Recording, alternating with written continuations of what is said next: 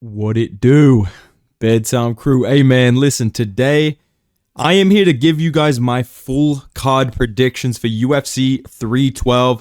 I am very interested in the main event and the co-main event. I mean, we've got Dricus du Plessis, mate. I didn't say he's the greatest middleweight of all time. I just said he's one of the best, alright? We've got Sean. Here's the fucking thing, dude. We got fucking Sean Strickland, you guys. We got Weili Zhang. I'm not doing an impression of her. I'll get cancelled. We got Tatiana Suarez. Anshul Jubilee's on the card. And the rest of fucking nobodies, bro. This is the worst pay-per-view of all time. I'm going fucking mental thinking about it. But regardless, I'm going to give you guys my full card predictions. The prelims, the main card, everything. I'm sorry that I didn't do a recap video for UFC Saudi Arabia. Would you believe that the one weekend that I'm like, yo, bro, I'm going to go to the beach. I have a jiu-jitsu match. I won by decision, by the way, guys. I'm basically Bilal Muhammad. While I'm away, Luka gets traded to the fucking Lakers, and Israel Adesanya gets slept out cold, and fucking Shamil Gaziev turns into fucking Francis Ngannou. But regardless, dude, I'm back. Let's talk about this pay-per-view, man. First fight of the night, we've got Park Hung-Young-Sung versus... I'm not even gonna try. I'm not even gonna fucking try, dude. These are literally made-up names. I'm gonna go with Park Hyung-Sung. He has a victory over Shannon Ross, who is not me, by the way. I feel like this guy's just a patient, pretty well-rounded, pretty dangerous flyweight. He's obviously undefeated, and I think that even though he's a bit small in this matchup, I feel like the way that he fights, like he's well-rounded and he's patient. So I feel that he's going to be able to win this fight by decision. And yeah, I'm gonna pick him, dude. I'm not gonna pretend, dude. Oh my god, man, this Park Hyung-Sung guy. I watched this fight he had back in 2012. I'm not gonna get into it, dude. We got Anshul Jubilee versus Quillan Salkild. Now I'm fucking excited, dude, because I fuck with both of these guys heavily. Quillan Salkild, I love the way this guy fights. He's a very high volume, very high output fighter. Kind of like Tom Nolan, except I would say he's a little bit less powerful, but also less chinny. That's how I would describe Quillan Salkild. He's a pretty good regional prospect in Australia. Obviously, Anshul Jubilee, this guy's getting his 50k bonus and fucking iTunes gift cards. This guy's motivated to bounce back after losing to Mike Breeden. And I'm not picking him. I think that Quillan Salkild is going to KO Anshul Jubilee. He's just a frail, skinny, fat, kind of lightweight. He looks like a big featherweight. Like, I don't see this musculature to Anshul Jubilee that makes me think he has crazy power. I would say his best attributes probably his wrestling and his grappling, but there's questions there now about the chin. There's questions there about the cardio. I don't think he's fought the level of competition that even Quillan Salkild has fought. Like, some of these Australian guys, I'll talk about this later in the card, some of them have really crushed some fucking cans to get here, but there's nothing more can crushing than the fucking Indian regional scene. So I'm going to say Quillan Salkild's going to be able to bully Anshul Jubilee around physically, fight at range, piece him up to the body, wear at the gas tank, and I think we're going to get a Quillan Salkild TKO maybe round 2, like end of round 2 kind of TKO. Honestly, could happen in round 1. I'm going to say Quillan Salkild wins this fight by TKO, alright, dude? Next fight we've got Jonathan Michaelev versus Kevin Jusay. Now, it would be really easy for this particular pay-per-view for me to just get on here, mate, fucking Michaelev by TKO, and just Aussie casual it up and just pick every Australian. I'm not picking this guy, dude. He went on a 2-fight win streak to get it. Let me tell you about this kid. This is the first time I'll do this not in a glazing way. This guy got KO'd by fucking Alden Bates, who's one of the only 2 men to ever beat JDM, my GOAT JDM, and JDM colded him out cold, right? He loses a fight to Alden Bates. 2 fights later, he's in the UFC. 2-fight winning streak gets you in the UFC, but we couldn't sign Paul Hughes. What's the question? Yeah, we had to make room for fucking Anshul Jubilee and Jonathan Michaelev. We couldn't get Paul Hughes, bro. What the fuck, dude? I'm picking Kevin Jusay. He's bigger. He trains with a really good team. He's a very good striker, good high output. I picked him to beat Brian Battle. I think that Kevin Jusay is just a level above the guys that Michaelev is fighting in the UFC, or getting to the UFC, excuse me, all 2 of the guys that he beat on this latest win streak. And yeah, dude, I think that Michaelev's a pretty good grappler. I do rate him in terms of, like, do I think he's talented enough to be in the UFC? 100%, bro. I'm not trying to hate on him. I just don't think he's ready to be fighting Kevin Jusay. Like, this is a crazy debut fight for this guy. I don't think he's going to win this. I think it's going to be a decision victory, like 30-27 for Kevin Jusay. Jonathan Mikulev has some moments late, maybe. But yeah, I just think Jusei is just going to be too big, too powerful, and just too good on the feet, honestly. I just think he's a way better striker. And he's training with CKB to basically defend takedowns all day. Like, you can say what you want about Israel Adesanya. That fight, even against Imavov, he had good takedown defense. So I feel like all these guys have at least 85 overall takedown defense. I don't think he's going to be able to submit Kevin Jusei. Yeah, I'm going to say Jusei wins this one by decision, 30-27, just with the boxing. Just jabs him up, lands some calf kicks, high output. It's going to be a pretty, I don't think it's going to be a super close fight, all right? Headlining the early prelims, we've got two NPCs. Now, I don't know who to pick, bro, because usually I pick the guy that has a profile picture. Neither of these guys have profile pictures. These guys are aura farming on Google. I'm going to pick Colby Thickness, dude. I know that Alexandre what's this guy's name? Topuria. He's Ilya's brother. You guys need to realize, every UFC fighter with a brother, their brother is fucking terrible. Every single one of them. This guy is Herbert Burns to his Gilbert Burns. This guy is Mo Usman to Kamaru Usman. I'm sorry to tell you that, bro. This guy's not going to be bantamweight champion. I'm seeing a lot of these fucking goofballs online. We will be taking over the bantamweight division. You are not taking over the bantamweight division with fucking Alexandre Topuria, bro. I think Colby Thickness has crushed slightly better cans leading up to going to the UFC. He's the main training partner of Volkanovski. He's younger. He's more active. I would say that he's going to be a lot tougher in terms of if the fight gets like late into round 2, round 3. He's going to be more comfortable having a competitive fight than this genuine, like, look at Topuria's record, bro. Look at his record. He's beating guys that are 1-9 in MMA. I think that this is a big industry plant moment for Topuria. I don't think he wins this fight. I think that Colby Thickness is going to win like a unanimous decision against him. Maybe a TKO, but I'm going to say a decision for Thickness because I don't really know. I can't say for sure, like, this guy's like UFC level, bro. He's levels above Topuria. I would just say he's slightly better and he's just more experienced against real competition. And I'm always going to rate that highly. Plus, he's Australian. Nah, he trains with fucking Volk, bro. I was training the fucking Colby and Volk back in the day, bro. I'm picking Colby Thickness by decision. Topuria is a ginormous favorite as well, which is crazy to me. I don't know if people have actually looked into this, but this is the definition of a can crusher. 5-1. He's fighting once a year. He got TKO'd by an 0-0 guy. Like, he literally quit against him standing up. Topuria's in the corner just like, oh my fucking god. So, yeah, I'm feeling a Herbert Burns situation coming with this Topuria guy. Maybe he wins this one and then loses next one, but I just don't rate him, dude. All right, let's move on to the prelims. What a stacked card we got, man. What a stacked fucking event this is. Dude, I can't sleep thinking about this, man. I might just go outside and just fucking touch grass during this, bro.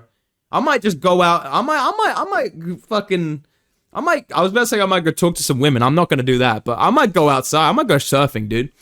Next up on the prelims, we got Wang Kong versus Bruno Brazil. I shit you not, Wang Kong is like a 4-1 favorite in this fight. I cannot fucking believe. Did we all miss her last fight where she got absolutely clobbered by some random Brazilian NPC jobber?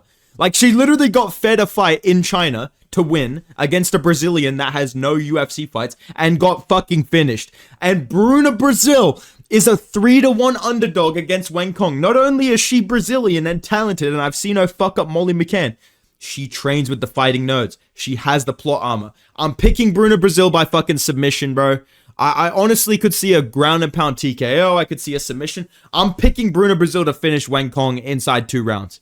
I think that she's going to smoke Wang Kong and it's going to be like, oh, okay, the experiment's over. Like, I feel after that last fight, I think if Wang Kong was going to be this female Alex Pereira coming after Shevchenko, she would not have lost to a literal, like, I do not remember the girl that beat her. If she walked in the room right now, I would literally be like, oh, sorry, no, I didn't order room service. Like, you know what I mean? Like, bro, this is the competition that's beating her.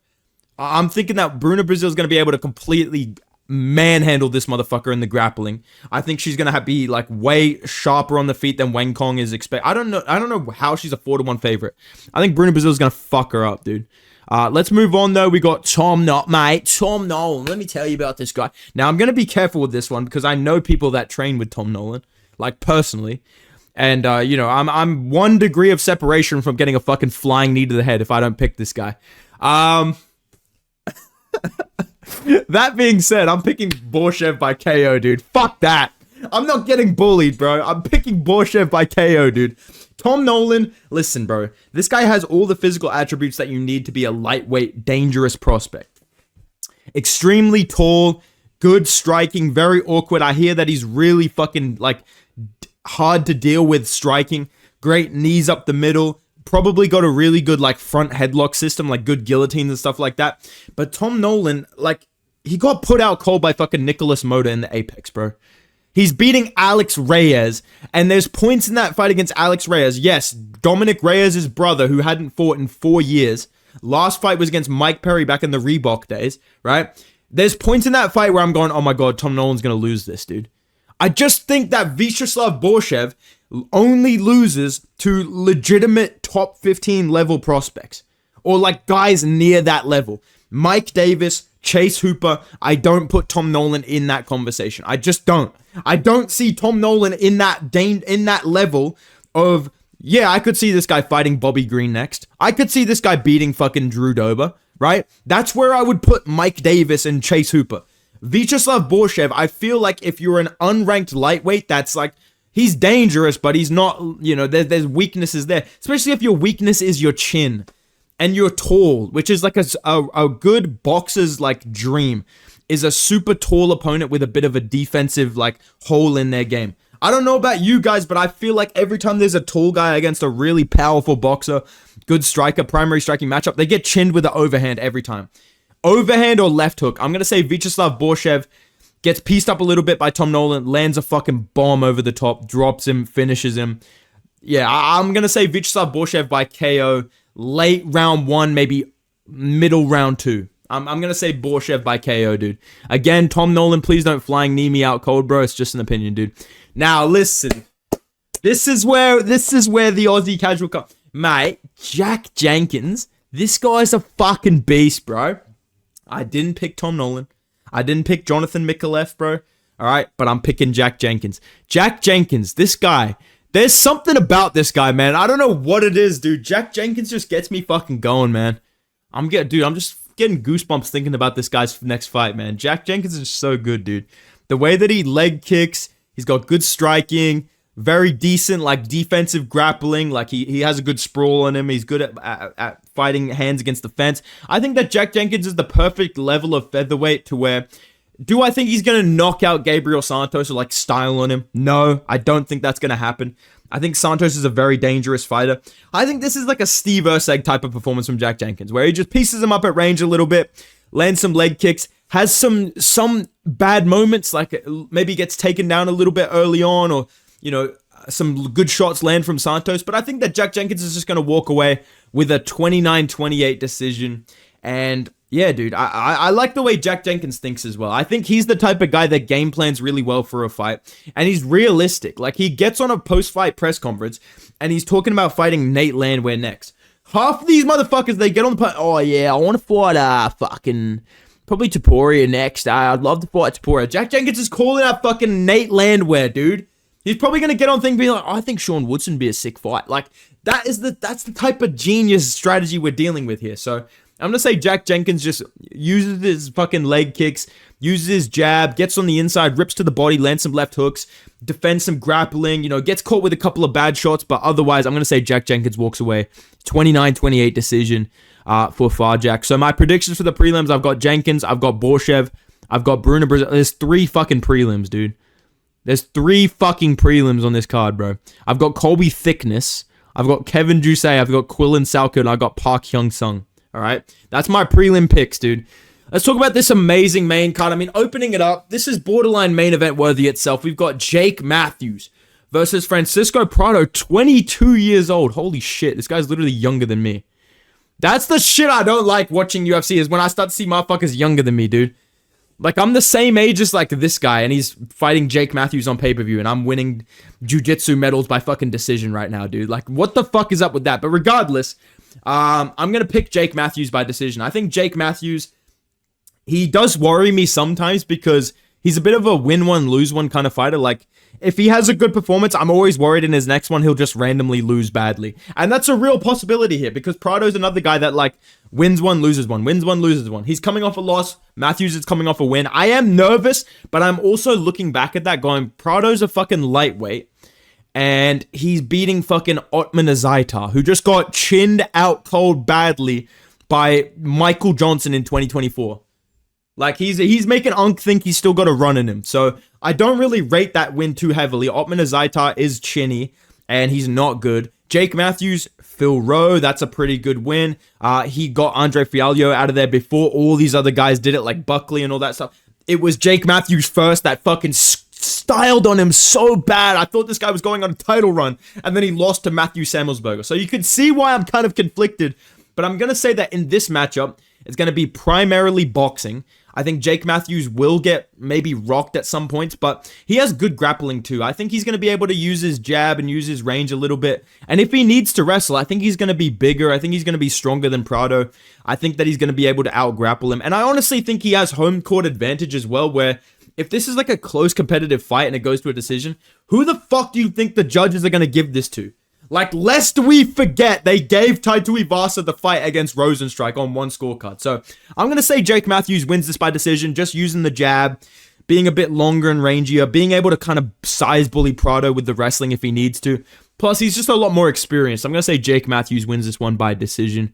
One scorecard will be 30-27. That's what I'm going to say, dude. Next fight on the card. How are you 28 years old? Jimmy Crute, how are you 28 years old, bro? Oh my god. This guy's literally 28 years old, and I can remember multiple times where I've gone, bro, just retire. That is crazy. I wanted to pick Jimmy Crute. Like, this is my thought process on this fight. I wanted to pick Jimmy Crute. I wanted to be different and be like, listen, dude, Jimmy Crute, mate, this guy's fucking grappling is next level. It is, right? But we got to remember, this guy got submitted by Alonzo Menefield. He hasn't fought in 2 fucking years. Like, his last, oh my god, the last time he fought, Volk got a win, bro. That's how long ago this was. The last time this guy fought, Volk was champ. I'm pretty sure Izzy was champ as well. Or he just, yeah, Izzy was champ as well. So that tells you a couple of things about how long this layoff has been. And Jimmy Crute can say whatever he wants about being motivated to come back. I believe him. I'm sure that he'll come back, like, ready to go again. And he's still young. Like, he is physically dangerous, especially as a grappler. But, bro, this guy's striking is genuinely like watching... It's like Blood Diamond turned into the Hulk and got, like, blobbed up to 205. He walks around like he's stepping on Legos, or like he just got fucking electrocuted tased recently by the police, and he's just walking around afterwards. I think that Bellato is going to go out. I don't think Bellato is like this great fighter. I just think Bellato's active, dangerous, big, training with a good team, currently fighting in the UFC. I think Bellato's going to KO Jimmy Crute in round 1. Round 1 or round 2, Jimmy Crute's going to get a takedown. Maybe lose Bellato too quickly. Like, the fact that I'm even calling this guy Rodolfo Bellato instead of Rodolfo Gelato just shows me how much I don't trust Jimmy Crute to win this. I actually think Rodolfo Gelato is going to melt this guy like fucking ice cream. So I'm going to say Gelato by KO round 1, dude. I think that he's going to get back up really easily from a Jimmy Crute takedown, and Crute will be kind of like, oh, fuck, what do? I have to strike with him, and then he'll just get put out with like a left hook or something. I think that's what's going to happen, dude. Yeah, I'm going to say Gelato wins that by KO. Next featured fight of a pay-per-view card, we have Talison Teixeira. I mean, who can forget? You guys remember where you were the last time Talison Teixeira fought. I mean, how could I ever forget where I was when I watched this kid fight? I mean, this kid's a superstar of the sport. Justin Tafa, he's the underdog in this fight. I kind of understand it because Teixeira's a big, undefeated fucking Brazilian, you guys. He's a fucking big, undefeated Brazilian, you guys. He probably has a fucking hog on him, dude. You know what I'm saying, you guys. I think Justin Tafa's gonna KO this guy, bro. I think that Talison Teixeira is mainly a striker, from what I've seen. I think if he shoots a takedown at all, he'll win this fight. Like, that's the thing that worries me about picking Tafa. Again, this is the guy that I'm like a degree of separation from running into, so I got to be careful here. But I think if Talison Teixeira shoots a takedown, he will win this fight. But if he's a primary striker, I can just see Justin Tafa chinning this fucking goober out cold. I think that Justin Tuff is going to KO this guy, and the crowd's going to go fucking crazy. I think that these fights will be mainly finishes and good fights. Like I said in my bingo card video, if you haven't seen that, go check that out. It's going to be a fucking bet. We're going to hit bingo, dude.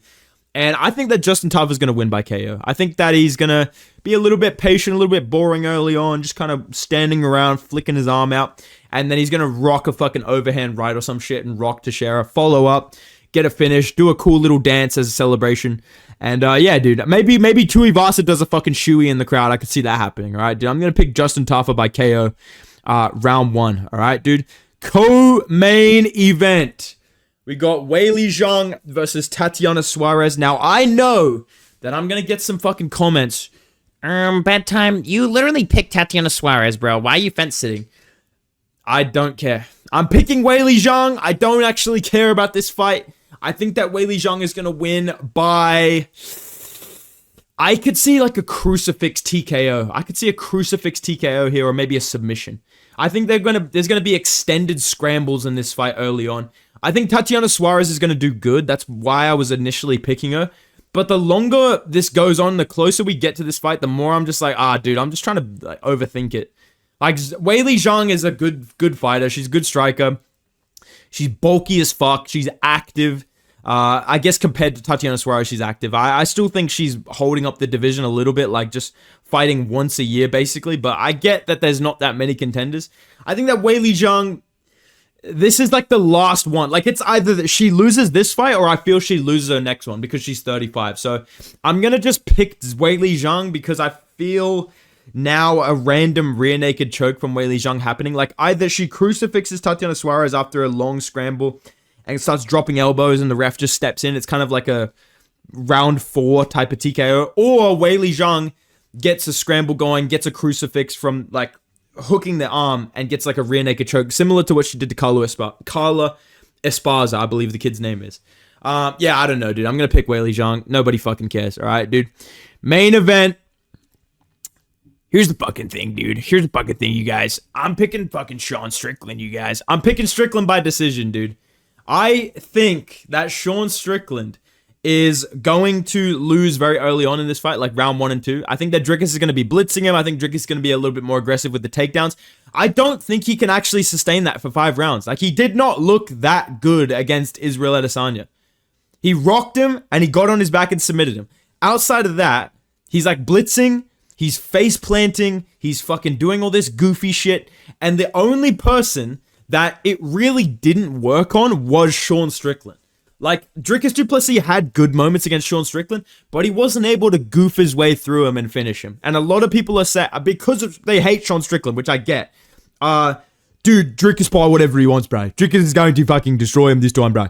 There's no evidence to that, right? Sean Strickland, if you just want to do MMA math, Sean Strickland dog-walked Izzy. Dricus went into this crazy scrap with Israel Adesanya. Sean Strickland beat Nasruddin Imavov before Izzy fought him as well. Like, I feel that Sean Strickland, when you look at it basically, when Dricus took him down in that fight, what happened? Sean just got straight back up. What happened when he took down Izzy? Izzy's bulky, he's slow. Sean Strickland's built to go 5 rounds with his jab and teep fighting style. He arguably won the first fight, and I feel that people have this misconception that, oh, dude, what does Sean Strickland have to change? Not much. Like, he arguably won that first fight, so what does he really have to change? Dricus, if anything, has to change his game plan to avoid all the damage that he took in that first fight. So I feel we're going to see a more wrestling-heavy Dricus du Plessis, more aggressive early on, and I think you will see Dricus du Plessis kind of slow down, less coordination, more just like trying to bum rush Sean Strickland in round 3, 4, and 5. I don't think that works against Strickland the way it works against Israel Adesanya, or guys that gas out like fucking Derek Brunson and Darren Till that can't defend a takedown, you know? Even Robert Whittaker, he's a guy that gets manhandled in the grappling. I don't think that happens to Sean Strickland because when these guys grappled the first time, Sean Strickland just fought the hands, got back up, and pieced him up with the jab. I thought Sean won round 1, 2, and 5, and I feel in this fight he's going to win 3, 4, and 5. I think the teep kicks are going to be more utilized in this fight than they were in the first one. That's going to be an effective way to kind of sap at the gas tank of Dricus, as well as keep him in that range where the jabs work. And honestly, I think it's going to be kind of boring, bro. Like, I think it's going to be Dricus trying to be exciting round 1 and 2. He kind of goofs around a little bit, slow, like When I say goofs around, not fucking around, but just Drickus maxing, just being goofy. And then I think Sean's gonna fucking land that jab, double jab, cross down the middle, rolling under punches, landing hooks. And round 5, I just see Sean Strickland walking down Drickus in round 5 doing, come on, let's fucking go. Let's fucking go, dude. You fucking trying to fucking jumping head kick him and shit. I honestly think Sean Strickland, with minor adjustments to when he's aggressive, how aggressive he is, adding in leg kicks, more front kicks, using that stupid marching shit that he did against Costa, which just shut him down completely. I think he's going to be able to win a 48-47 unanimous decision here against Drickus. Maybe he rocks him at some point and it's like a 49-46. I'm feeling like this, and the last thing I said, I've tried to be like technical about it. I made a whole video about it. Go check that out if you haven't seen it. But when it comes down to it, bro, I just have a feeling that everyone's overlooking Sean Strickland, and I feel like those fights always end up being upsets. Where we're all just like, yeah, dude, I mean, Drickus has to fight Sean, but then we get Drickus versus Hamza. Every time there's fights like that where we're one fight away from something we actually want, it always gets ruined. I feel like you can point to so many examples in history of that, especially divisional kind of matchups. Like, oh my God, dude, we want to see even Izzy versus Drickus. I remember everyone was like, yeah, dude, we want to see Izzy versus Drickus, but he has to get through Sean first. And then it got ruined, you know? I think this is another example of that, where it's going to be Sean beats Drickus, loses to Hamzat. Hamzat defends the belt against Drickus. I could just see that happening. So these are my predictions. Let me know your guys' predictions, your thoughts in the comments down below. Again, I'm sorry that I didn't do a recap video for Saudi Arabia. I'm not going to lie. The fights were kind of fucking boring anyways. Like, I was asleep, and then I woke up and I rewatched some of them, and I wasn't really impressed. And Mavov, great win. I thought Izzy looked really good up until that point, but it is what it is, dude. He's fucking on the downfall now, so hopefully we can get him to bounce back against fucking Brendan Allen. That would be good. Just cold Brendan Allen, that'd be good. But yeah, dude, let me know your thoughts in the comments down below, man. Drop a like if you enjoyed the video. Subscribe to the channel. I'm going to keep the videos coming very consistently as I have been. I really appreciate the support, man. Go follow me on Instagram and Twitter at Bedtime MMA. And yeah, boys, goodbye.